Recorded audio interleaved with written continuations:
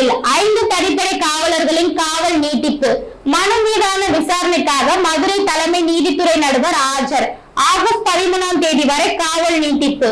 சிவகங்கை மாவட்டம் திருப்புவனம் மடப்புரம் அஜித்குமார் கொலை வழக்கில் கைதான தனிப்படை காவலர்களான கண்ணன், பிரபு, ஆனந்த், ராஜா, சங்கர மணிகண்டன் 5 பேரையும் சிபிஐ அதிகாரிகள் விசாரணைக்கு எடுப்பதற்கான மனு தாக்கல் செய்த நிலையில் மதுரை மத்திய சிறையில் இருந்து 5 தனிப்படை காவலர்கள் பலத்த பாதுகாப்புடன் மதுரை மாவட்ட நீதிமன்றத்திற்கு அழைத்து வரப்பட்டு ஆஜர்படுத்தப்பட்டனர்.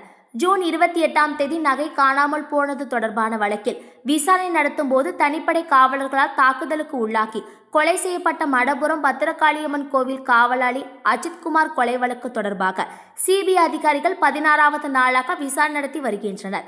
இந்நிலையில் வழக்கின் முக்கிய சாட்சியாக உள்ள அஜித்குமார் கொலை வழக்கில் கைது செய்யப்பட்டு மதுரை மத்திய சிறையில் உள்ள தனிப்படை காவலர்களான கண்ணன், பிரபு, ஆனந்த், ராஜா, சங்கர மணிகண்டன் ஆகிய 5 பேரையும் காவல் நீடிப்பு மனு மீதான விசாரணைக்காக மதுரை மாவட்ட தலைமை நீதித்துறை நடுவர் நீதிமன்ற நீதிபதி செல்வபாண்டி முன்பாக விசாரணைக்கு வரவுள்ள நிலையில் 5 பேரும் சிறையில் இருந்து அழைத்து வரப்பட்டு ஆஜர்படுத்தப்பட்டனர்.